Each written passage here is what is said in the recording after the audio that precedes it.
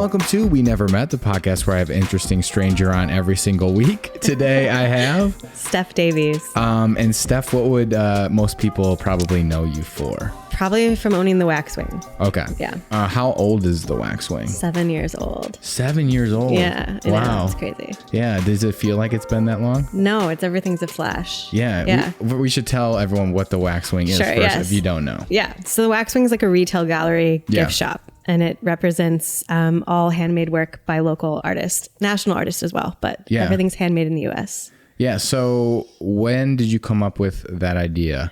It's sort of just unfolded very organically. I am a maker myself. Yeah. And so I'm not from Milwaukee. I'm from Kansas City. And I went to school in Chicago.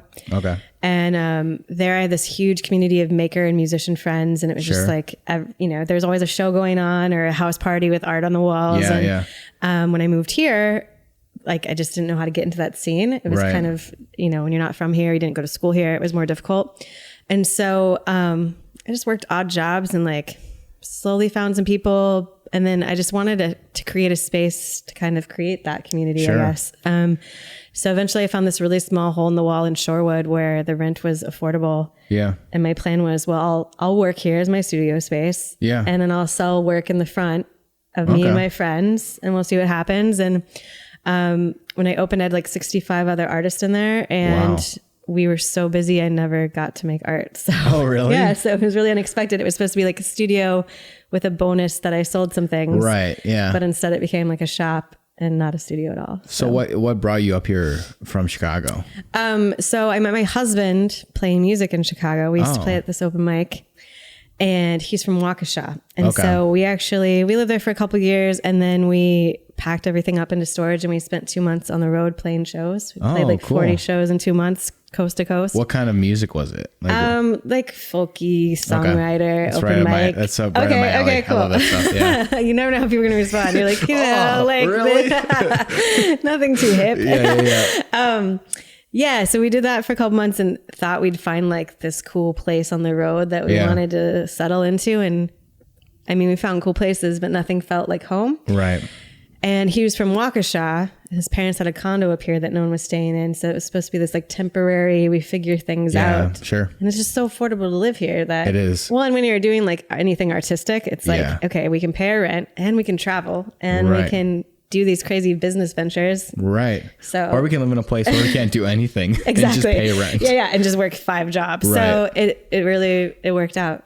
Yeah. So the Waxwing, that has moved locations now and it's in a way bigger space. Yeah. On North Avenue. So when did you become too big for the space? That was also just kind of, I don't really plan anything. Like I've never had a business plan in my life and it's worked out really well. Things just accidentally kind of fall into place. But so our lease was actually up in Shorewood because the guy who owned the place wanted to expand his bar next door. Oh. He basically took me out to coffee one day and was like, I can make X more amount of dollars if you don't exist. And I was like, so cool. Yeah. So I kind of just thought, okay, well, I did this for a few years. What's next? And thought that was it. I had no ambitions to go find some big spot. Yeah. And since my husband is a musician, we actually decided we were going to take 2 road trips. We were going to go to Brooklyn and we were going to go to Nashville and check out the scenes there. Cause I was like, well, I've already done this shop thing. I can do it anywhere. You can play music at these, maybe have more luck in these places. Yeah. So we were actually in Brooklyn in Park Slope looking at like real estate offices, kind of pricing out spots. And I got a phone call from these developers here in Milwaukee who had been in my shop. Oh. And we got kind of some press when we were closing down, like people weren't happy about it. So they were like, we have all these retail spaces. We'd love to help you find a space. And honestly, my experience as a woman business owner in the Midwest is not always super positive. Like it's a lot of like, hey, I can really do this, I promise, sort of proving yourself. And like a lot of guys being like, yeah, right. Okay, I hear So I was really surprised that this like male company was reaching out to me and I was just like, this seems too good to be true. Right. So when we came back in town, I saw this storefront that we have now on the corner of North and Oakland. And it was just like this huge, beautiful raw space. And I was like, I want it. Yeah. And they were like, well, this is like 2 storefronts and it's like this much. And I was like, I know, but I want it. How far can we bring this down? No plan. Yeah. So I had some savings from like doing the shop and we just did it. Yeah. If we found out we were pregnant with our second kid in the middle of like laying floorboards, and I was like, oh, we have no backup plan. Like we're kind of gambling all of our money on this build out and like fingers crossed. And literally the first night we opened, there was a line around the block. Wow. And I didn't know these people. It wasn't like the first spot where it was like, people I was like, and I went out and like hugged each of them. They're like, who are you? And I was like, I own this space. Who are you? Why are you here? So it was just really cool and magical, and it's worked out. Yeah. Cause that was my question. Like, was the intent of the original, like when you moved spaces, is that still what it is now, or has it changed? Like your initial intention? I mean, it's constantly evolving, and I think it has to, or you're done. Do you know what I mean? Like if, you know, what originally was supposed to be the studio space that happened to sell art is now more of a shop. Sure. And we try to do workshops and bring artists in and do trunk shows and like stay involved with the maker community on like a really organic and grassroots level. That's like, I know everyone personally, like I've met these people face to face. But it definitely is way more commercial and sort of commerce based than like I ever envisioned. Which is great. I mean, it means I can pay my rent, so that's great. But yeah, it's kind of had this life of its own that I couldn't have planned for. Yeah, because was it weird for you to go from a space where it was like it was more artistic based to now where it's like more retail, more commercial? Like, was there like a learning curve associated with it? Yeah, there was. I mean, the biggest thing I learned was in our old space, it was all local makers. Yeah. And when we got to the new space, we were just selling things so quickly that they couldn't keep up with it. Right. You know, there wasn't really enough. Like bleeding. Yeah, they're like, trying to keep up. Well, I'm trying to stock you. Yeah. So I started going to New York twice a year because there was a trade show where they had a whole handmade section. So I was like, oh, cool. I can meet like artists from all over. So I started meeting artists that way. And that's when we kind of grew to that national scene where it's not all. And there was definitely some kickback from that. Like I had some weird like Yelp reviews where people were like, they were so much better when it was all Wisconsin. And I'm like, I mean, like that, there has to be change. And it's a cool way for me to introduce artists to our community that like you wouldn't know about. Yeah. And also it's been cool to see the artists in my shop grow, and now they're in shops all over the country too, and like doing it full time. So it works both ways. And like, I think sometimes change is just weird for people, and yeah, it's always going to be. You can't please everyone. Yeah, exactly. I'm like, why even try? I don't know. Yeah, if you do, you're probably doing it wrong. You know. Yeah. You're probably not. It's probably really boring if you're like vanilla pudding. Like I don't know. I don't even think everyone likes that. Doesn't know. I don't know. It seems like what's like a safe food that everyone likes? Cheerios. I don't know. It's okay. Something that everyone thinks is just okay. Yeah, exactly. Like no big opinions. Right. Yeah. So has that been an interesting thing though? Because I feel like I saw. Recently with, cause you are pregnant, if people can see, you have your third kid, and you're recently going through the terrible insurance. Oh God. Yeah. Stuff you saw that. That has to go with, no insurance. Yeah, exactly.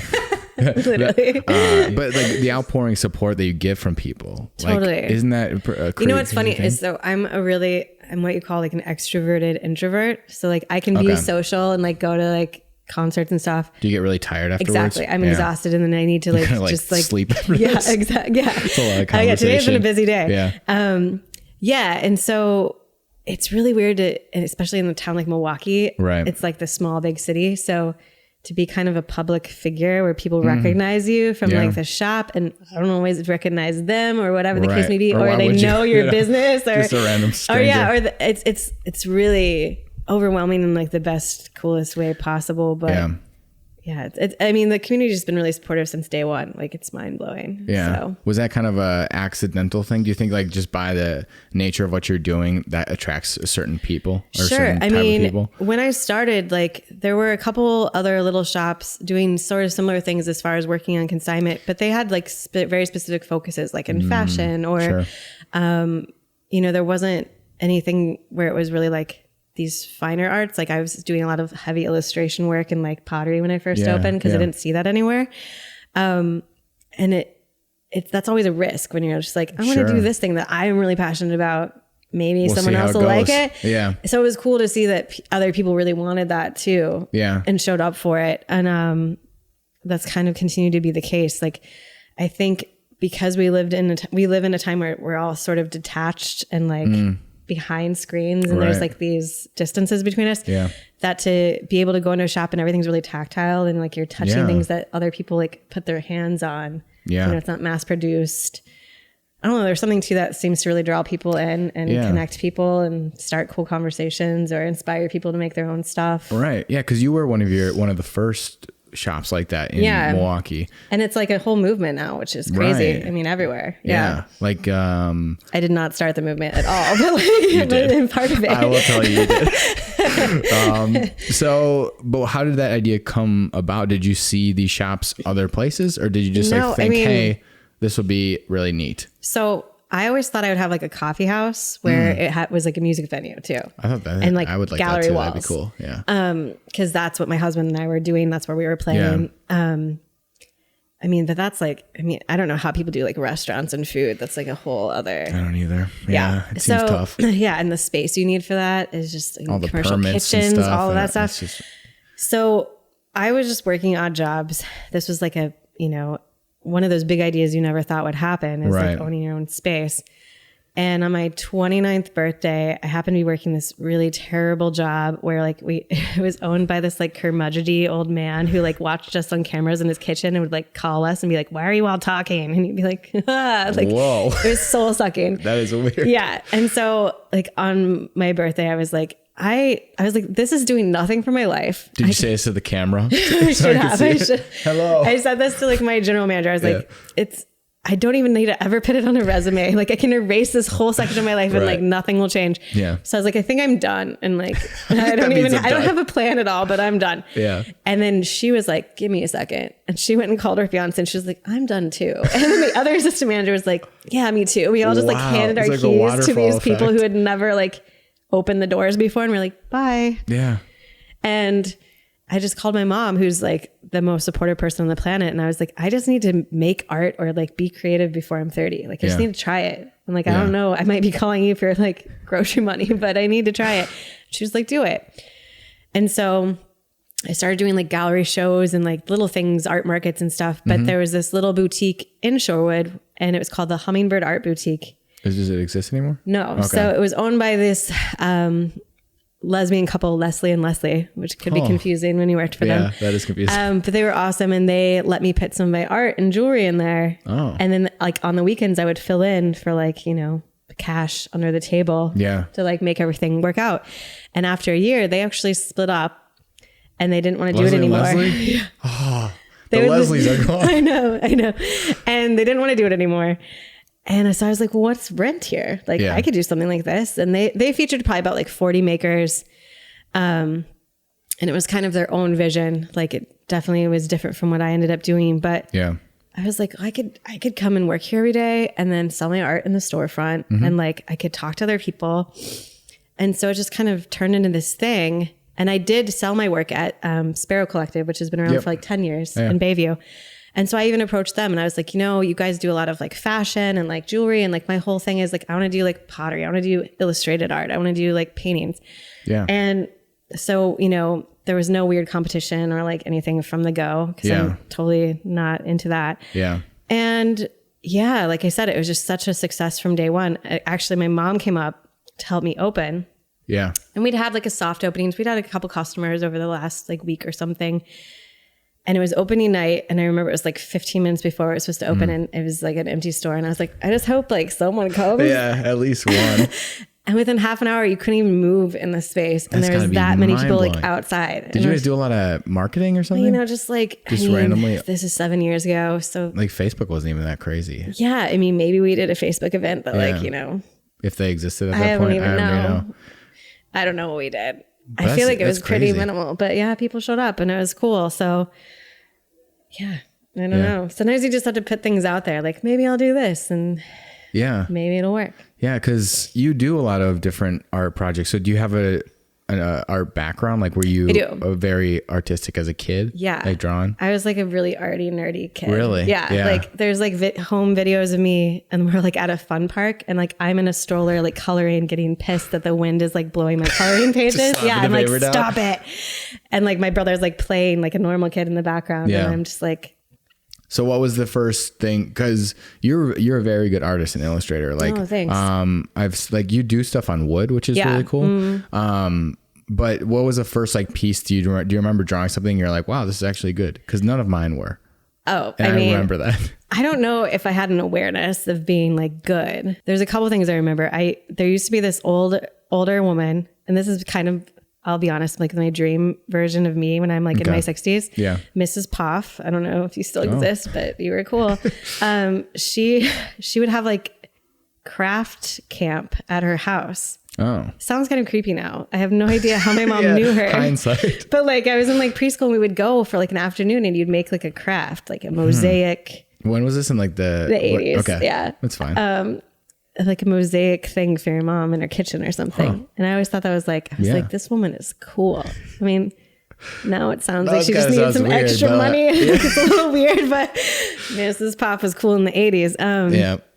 So I remember like being really into that stuff. And then I would do weird things like do illustrated newspapers about my family, like, and make them all like read them. I don't know if they even like illustrated them. newspapers, like a full newspaper? Yeah, like a little like newsletter of what was going on. Into your own family? Did you circulate it to your cousins and stuff? No, just like immediate household. This was my like mom's obvious doing. news. Everyone knew it, but there's Mom like baked illustrated. A pie today. It was really good. Yeah, something like that. Yeah. I don't know, weird crafty things. But I thought I'd do.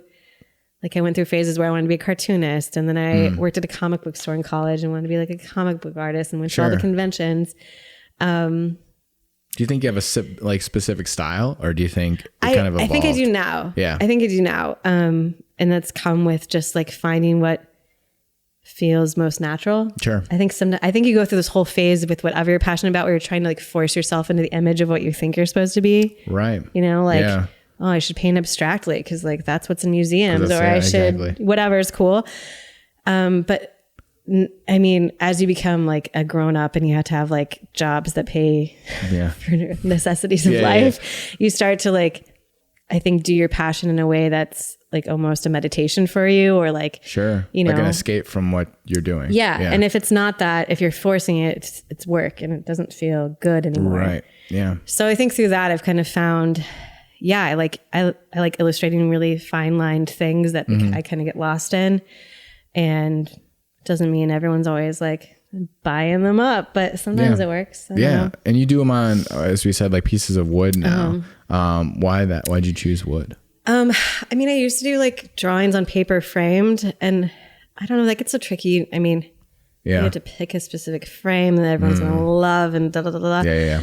And something about wood makes it feel more like an object to me. Sure. Like I don't know, there's something just more substantial about. Right. And I don't know, I used to do a lot of printmaking in college too. So I would like carve into the wood and stuff. So it's kind of combining those two crafts, I guess, in a way. Yeah. Cause you can just give like a slab of wood to someone with an illustration on it, and they can put that up somewhere. Yeah. If you give them a piece of paper, they got to frame it and like figure out what they're going to do with it. I mean, and then you have to like keep it nice. And I mean, it's a lot of work. Yeah. So just would make sense. Yeah. But you also do jewelry making. I do. So you just do everything. I get bored easily. Yeah. You have like 8 different things. I feel like you could fill a lot of your store with stuff that you do. Well, and that was the point originally. Yeah. You know, it's funny. Like I actually have employees who will post pictures of my work because I'm so good at selling you other people's stuff. Like I always forget to be like, oh, and then I made this. Yeah. I don't know. It just feels, it's kind of weird to be like pushing your own, promoting your own stuff. Yeah. It is. Yeah. It's probably like a really Midwestern of us to think that. Like, I feel like if you're on the coast, you're like, what do you mean? What do you like mean? You just Buy do 6 that. of these. Exactly. Yeah. But Midwest, you're like, well, she does cool stuff too. You know, you have that politeness too. So it always feels like someone's gonna like call you out or something. They're gonna be like, well, you made this, so that's why you're selling it to me. Exactly. It's like, no, I actually think it's good. Oh, I can't say that though. Like if I'm at the shop now and like people are buying me jewelry, like employees will be like, she made that. And I'm like, don't tell them. Yeah, I feel so weird. I'm like, you can put it back if you want to. I don't know. You can put it back. I will make you buy it. It's okay. Exactly. Which is, that is definitely a Midwestern thing. It's like you have to be humble and not like overly, promote yourself for any reason. Or which is weird at all. Like you have to learn how to like put yourself out there in a confident way without selling anything to anyone. Yeah. It's like a really weird contradiction. You have to put yourself out there and do stuff, but you also don't be overly crazy about it, guys. Don't be a jerk. Don't push anything you shouldn't. Right. So it's called Dear Darlington, right? Yeah. Where did that come from, the name, first of all? So there's actually a hotel in Chicago called Hotel Darlington. Okay. And I don't know, this is like emo college stuff, but like I remember walking by it a lot, like in my college years, and just thinking, like, it was like an older hotel. Obviously, I'd been there for a while, maybe since like the 20s or something. And just this idea of like back when people wrote letters, like addressing them to Hotel Darlington, like this just had this like romantic quality to it. And so when I was coming up with names, which is also really weird and hard, like when you're naming your business, for sure. It's like, I went through like I wanted it to be, I didn't want it to be like too sweet or like crafty or like my name. Yeah. So somehow I came back to that, like writing letters and just addressing it to Dear Darlington, which is weird because there's a Darlington, Wisconsin. Yeah. And I'm not from here, so I did not know that. But like the first few craft shows I did, people would be like, "Oh, you're from Darlington?" And I'd be like, "That's a place? No, I'm not. Not from there. Not at all." So it's become a funny thing. Yeah. So these are the projects that have lasted like years. Yeah. Has there been stuff that you've started and been like, not doing that anymore? Like branded type things? Or just anything, like different sort of art projects or anything that you're just kind of threw by the wayside? Because I did like baby clothes for a while. Really? Like made them? No. I like took onesies and like cut out things and like embroidered them and like I did make like little bandanas and stuff. I think I did this a lot when I had my first daughter, like 6 years ago. Yeah. And I don't know. It just didn't ever took off. Yeah. Because it's interesting to me that like certain things you're really obviously passionate about and that like clicked with you, and like jewelry making was like something that extended further than just like, I'll do it once and then I'm fine. Yeah. Well, jewelry making became a way because it can be really hard to sell like illustrative work. It's just like not everyone's into it. Right. But with jewelry making, I started doing etching onto the metal. Oh. And then like introducing it that way, like a wearable piece of. So I do like, I'll draw like birds and like etch them and cut them out into the brass. And then like from there, it just stemmed into using other pieces and kind of making it a whole collection. Yeah. And obviously it's like a more sellable craft. Sure. So when you're trying to do things like support children and all this adult stuff, like you have to kind of think in that vein. But yeah, I do really like it. And it's something where I'm not always in the mood to draw either. And like you hit those blocks, so I can kind of shift energy. And I think in the past, when I first met my husband, it used to be music. Like I would be blocked with drawing and I'd turn to writing.